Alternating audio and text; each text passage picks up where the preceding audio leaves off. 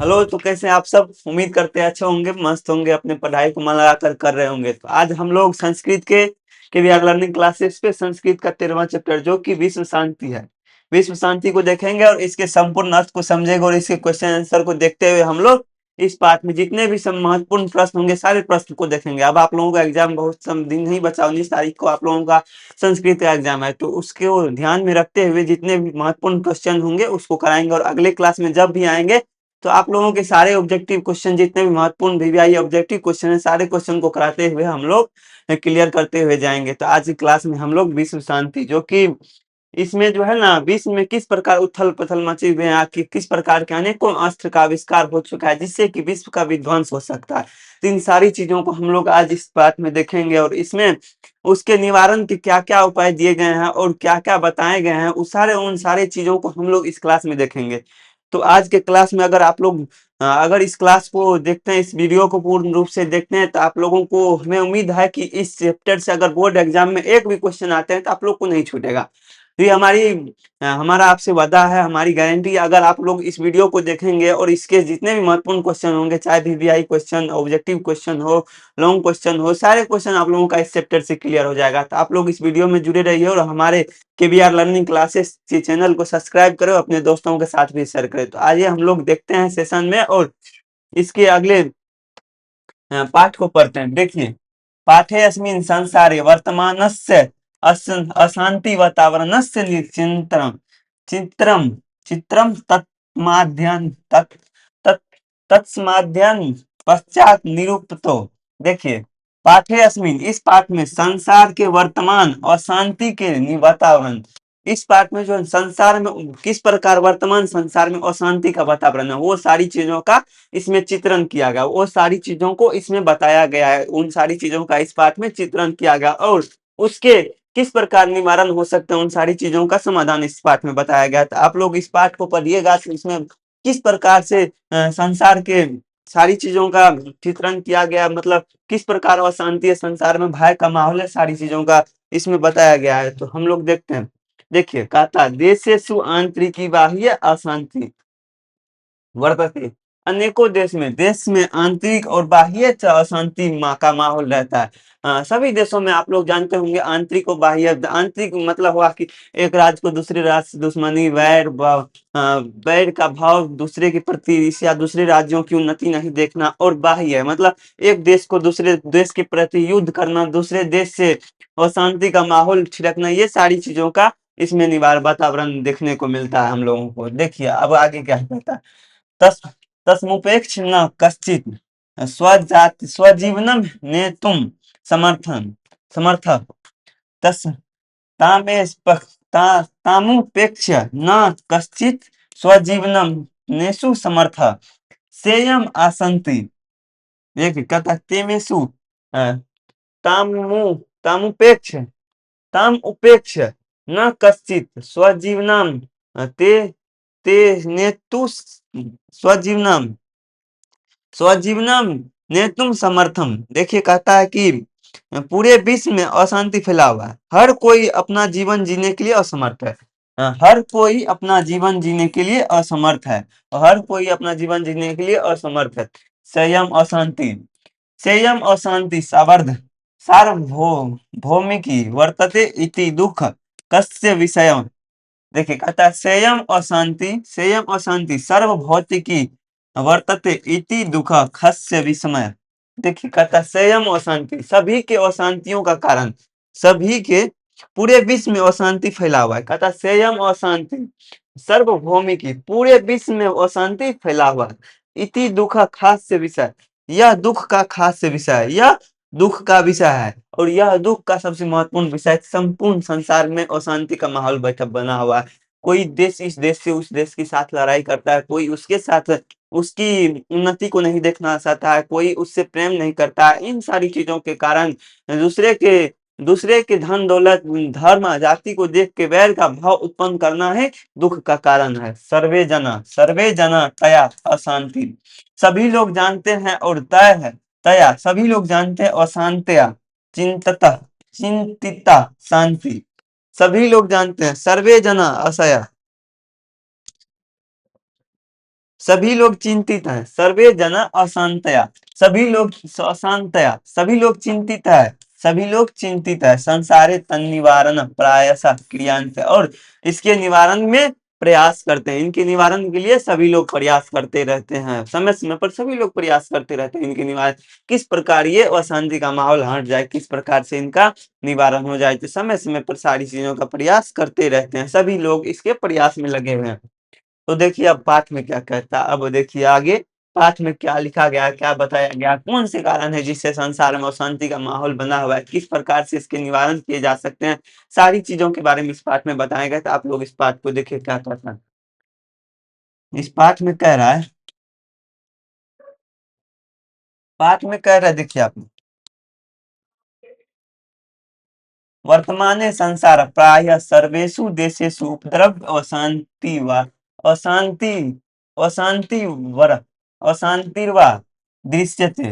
वर्तमान संसार में प्रायः सभी देशों में उपद्रव और अशांति का माहौल देखने को मिलता है, दृश्यते देखने को मिलता है। वर्तमान संसार में वर्तमान संसार में प्रायः सभी देशों में उपद्रव और अशांति का माहौल देखने को मिल अशांति वर्ता दृश्यते देखने को मिलता है। क्वचिदेव शांतम क्वचिदेव शांतम वातावरण वर्तते, विरले ही कहीं शांति का वातावरण देखने को मिलता है। क्वचि देव शांतम वातावरण वर्तते, विरला ही कहीं कहीं मुश्किल से ही कहीं कहीं शांति का वातावरण देखने को मिलता है, विरला ही कहीं शांति का वातावरण देखने को मिलता है। क्वचित क्वचित देशस्य अशांतिरिकी आंतरिकी क्वचित देशस्य आंतरिकी समस्या आश्रित्य कलहो वर्तते, तेन शत्रु राज्यानि मोद मोद मोदम अनानि कलहम कलहम वर्धयन्ति। देखिए कहता क्वचित देशस्य आंतरिकी समस्या आश्रित कलहो वर्तते। देखिए कई देशों में क्वचित देशस का अर्थ हुआ कई देशों में आंतरिकी समस्या, उसके अपने आंतरिकी समस्या पर आश्रित और कलह देखने को मिलता है, उसके अपनी आंतरिक समस्या होती है, गृह युद्ध होते हैं, ऐसे कई आंतरिक समस्या, आंदोलनकारी, ये करना वो करना, किसी चीज को लेके आंदोलन करना, ऐसे कई आंतरिक समस्याएं होते हैं जिससे कि देखने को मिलता है। क्वचित कलहो वर्तते, कलह उससे वो कलह उत्पन्न होता है, उससे कलह उत्पन्न होता है। तेन शत्रु राज्यानि मैदानी कलहम कलहम वर्धयन्ते, और शत्रु राज्य और जो आप इस दूसरे इस राज्य के दुश्मन राज्य है, शत्रु राज्य है, वो भी इस पे ज्यादातर वर्धयन्ति इसका प्रेशर देते हैं, ज्यादातर इनका प्रेशर देते हैं। और शत्रु राज्य आनंदित होकर कलह बढ़ाते हैं, और वो भी कलह बढ़ाने में मदद करते हैं और कलह बढ़ाते हैं। किस प्रकार? तो प्रेस करते हैं कि हाँ ये किए जाए, वो किए जाए, सारी चीजों का प्रेस करते हैं। क्वचित अनेकेषु राज्येषु परस्परम शीत युद्धम प्रचलित।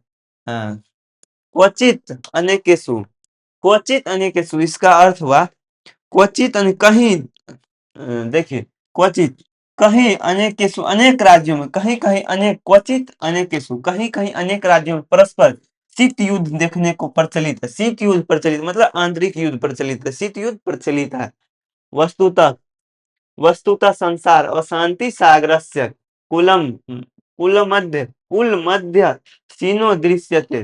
देखिए वस्तुतः संसार में अशांति सागर कुलम के मध्य दृश्य देखने को मिलता है।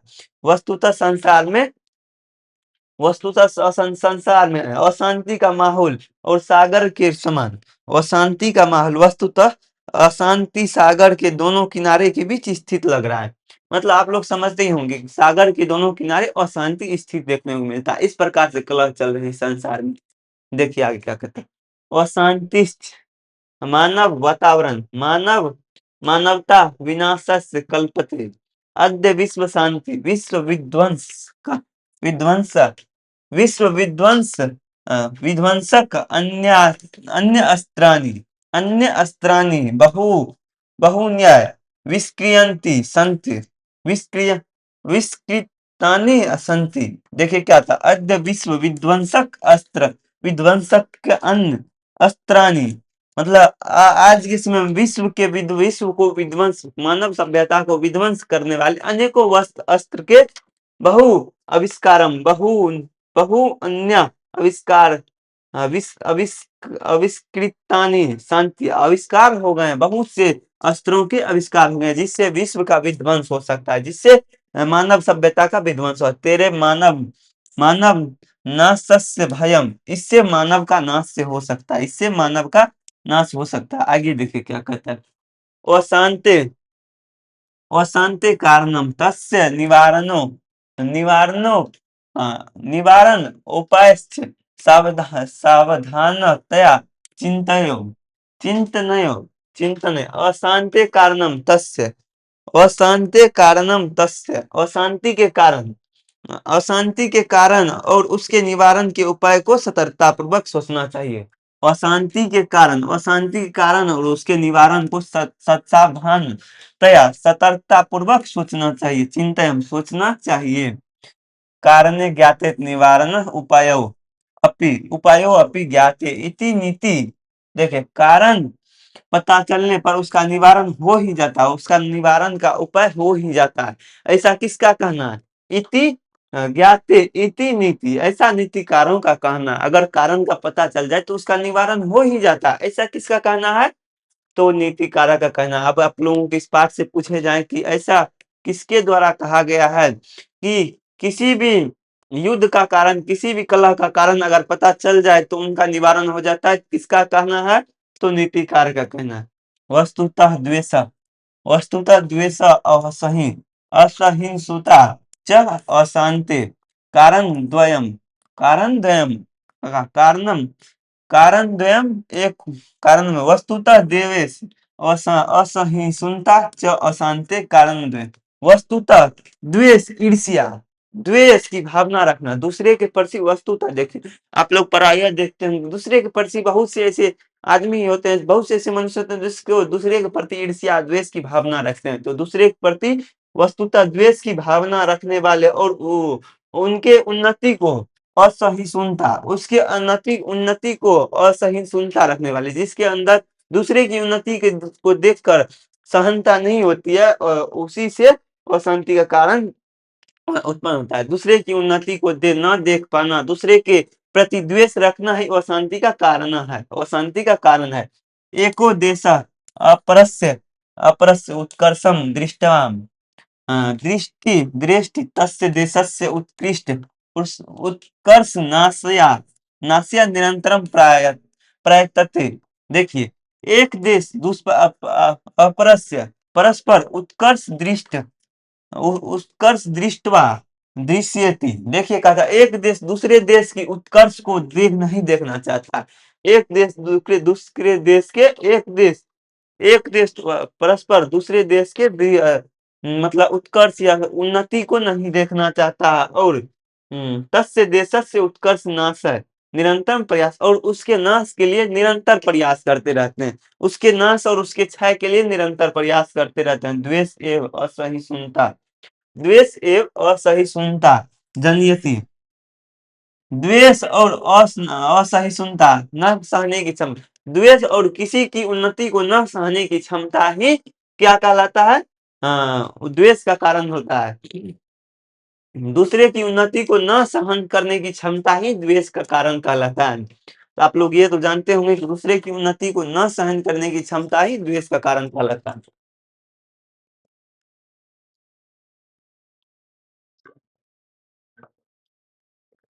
आगे देखिए क्या कहते हैं।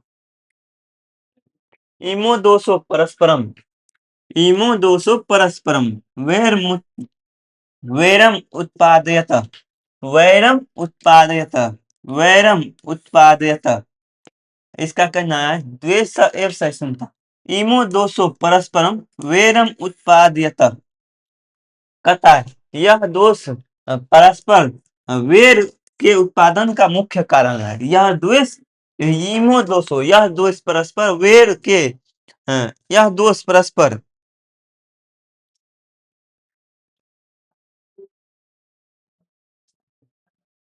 यह दोनों दोष, इमो दोषो परस्परम, यह दोनों दोष जो कि द्वेष है, दूसरे के प्रति ईर्ष्या रखना, उसके उन्नति को न देखना, ये दोनों दोष जो है सबसे पहले किसका? परस्पर वेर का कारण है। वेर का परस्पर कौन सा कारण? ये दोनों द्वेष, जो कि दूसरे की भावनाओं का अनादर करना और उसके प्रति ईर्ष्या रखना और उसके उन्नति को न देख पाना ही वेर का सबसे मुख्य कारण है। ये दोनों स्वार्थश्च स्वार्थश्च वैरम प्रवर्धयति। स्वार्थ से वैर उत्पन्न होता है, स्वार्थ से वैर उत्पन्न होता है, स्वार्थ से वैर उत्पन्न होता है। ये दोनों द्वेष परस्पर उत्पन्न कारण है। और स्वार्थ से वैर की अभिवृद्धि होती है। स्वार्थ से वैर उत्पन्न होता है, प्रवृद्धि। स्वार्थ से वैर की अभिवृद्धि होती है और उसकी वृद्धि होती है। स्वार्थ अगर किसी के प्रति रखिए, उसमें वैर का अभिवृद्धि होता है। आगे देखिए, स्वार्थे प्रेरितो जन असह अहं भावेन परस्पर धर्म जाति संपत्ति क्षेत्रम भाषाम भाषाम व न सहते। स्वार्थ प्रेरित, स्वार्थ जो है ना, दूसरे के प्रति स्वार्थ रखना, अपने अंदर स्वार्थ की भावनाओं को रखना। जन स्वार्थ की भावना अगर आपके अंदर है, स्वार्थ की भावना अगर किसी के अंदर है, तो स्वार्थ की भावना किस चीज को प्रेरित करता है? दूसरे के असहन भावने, दूसरे के भावनाओं को असहन अस्वीकार करने के लिए परस्पर उसको अति कर वो परस्पर उसको प्रेरित करता है। और परस्पर दूसरे के धर्म, दूसरे के जाति संपत्ति और क्षेत्र, वो किस क्षेत्र में है, वो किस भाषा बोलते हैं, उन सारी चीजों से उन सारी चीजों का सहन करने की न सहन न करने के लिए प्रेरित करता है, सहन न करने के लिए प्रेरित करता है। सामान्यतः लोग देखिए, स्वार्थ प्रेरित लोगों को अहंकार की भावना, स्वार्थ प्रेरित लोगों को अहंकार की भावना, परस्पर धर्म जाति संपत्ति क्षेत्र भाषा व भाषा न सहने भाषा भाषा धर्म जाति और भाषा संपत्ति क्षेत्र भाषा क्षेत्र आदि को नहीं सहन करना, नहीं सहन करना ही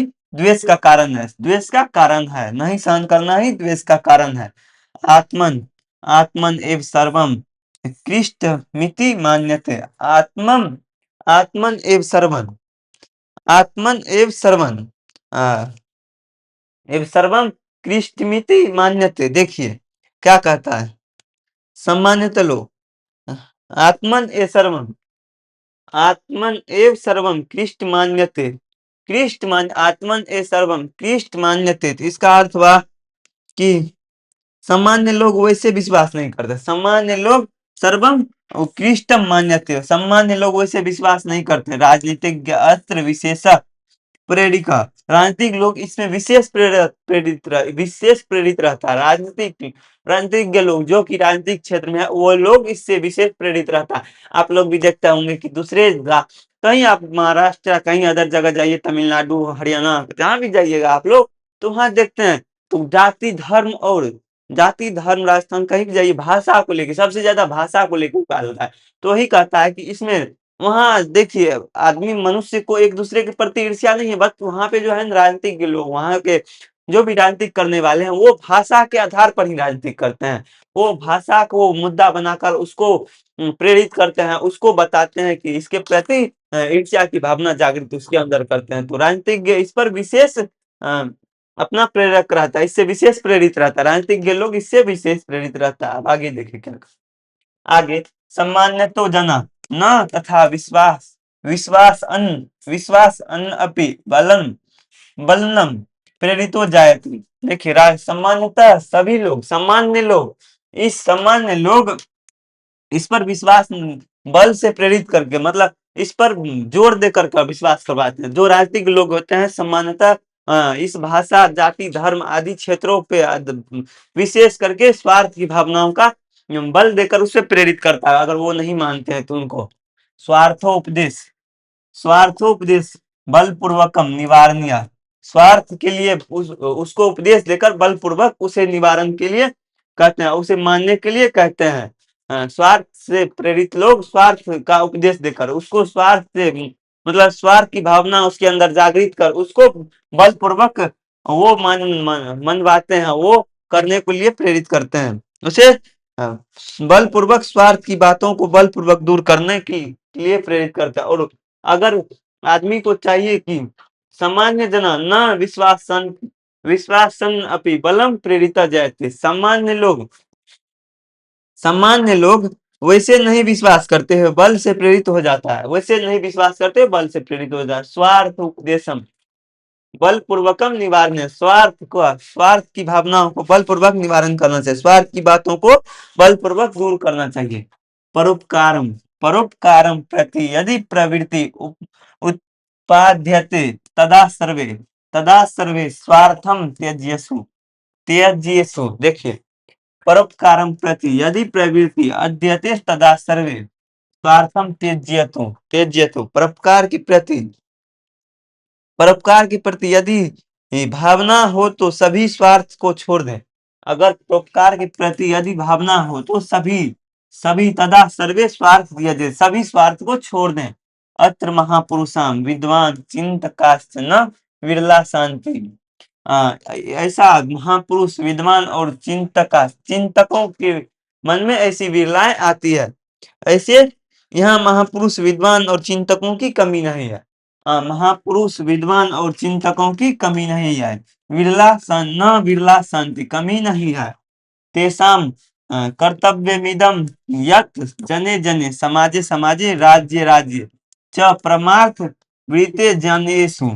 उसका कर्तव्य है कि समाज में सभी लोगों में समाज में और राज्यों में परस्पर वृत्ति जनेषु, परस्पर परमार्थ की भावना को जागृत करना। वे जो होते हैं महापुरुष लोग, विद्वान चिंतक जो होते हैं, वे विरला शांति के लिए समाज, उसका कर्तव्य है कि समाज में लोगों के बीच और राज्यों में परस्पर शांति का भावनाओं को जागृत करना, शांति की भावनाओं को जागृत करना, परमार्थ की भावनाओं को जागृत करना और शांति की भावनाओं को जागृत करने के लिए वो लोग प्रयास करते रहते हैं और प्रयास करना भी चाहिए।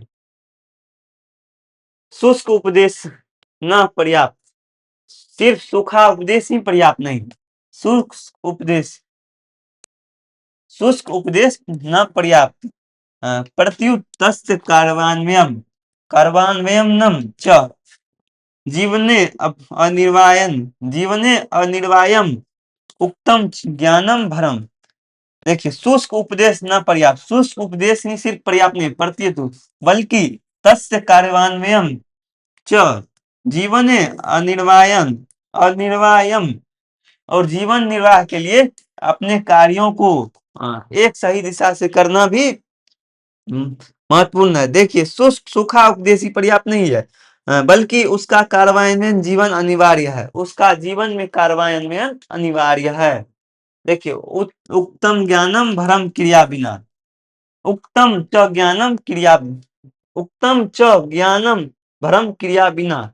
देखिए, क्रिया के बिना, काम के बिना ज्ञान भार स्वरूप होता है, काम के बिना ज्ञान भार स्वरूप होता है।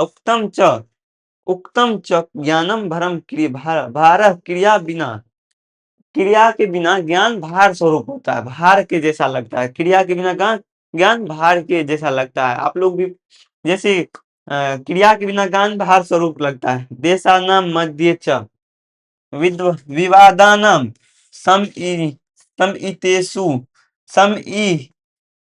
समईतुमेव संयुक्त राष्ट्र संघ भृत संस्था शांति। देखिए, देशों के मध्य विवाद को विदेशों के मध्य विवाद चल रहे को शांति स्थापित करने के लिए संयुक्त राष्ट्र संघ की संस्थाएं बनाई गई है, संयुक्त राष्ट्र संघ की संस्थाएं बनाई गई है। आप लोग भी जानते हैं, संयुक्त राष्ट्र संघ में कई ऐसे देश हैं जो कि अपने विवादित को शांत करने के लिए उसके सदस्य बने हुए हैं। तो देशों के मध्य विवाद को शांत करने के लिए किस संस्था को बनाए गए हैं? तो संयुक्त राष्ट्र संघ की संस्थाएं को बनाए गए हैं। आगे देखिए क्या कह रहा है।